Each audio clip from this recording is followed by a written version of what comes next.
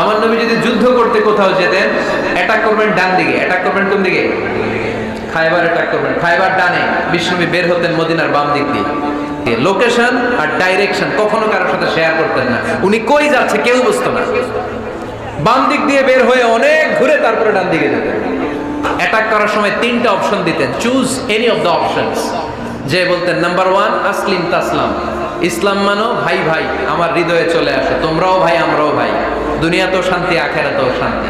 এটা যদি ভালো না লাগে, option 2 you pay the tax, we provide you the security, তোমরা ট্যাক্স দিবা আমরা তোমাদেরকে সিকিউরিটি দিব। 3 নাম্বার অপশন হচ্ছে তলোয়ার ফয়সালা করবে এখন কি হবে। প্রথমেই যেই কোথাও অ্যাটাক করতেন বিশ্বনবী সবসময় ডিফেন্সিভ মোডে থাকতেন, আত্মরক্ষার মোডে থাকতেন। আক্রমণ করা হলে মেনে নিতেন, ধৈর্য ধারণ করতেন। ধৈর্যের সীমা যখন ছাড়িয়ে যেত তখন বিশ্বনবী হাত তুলতেন, চিল্লায় বলেন ঠিক কিনা।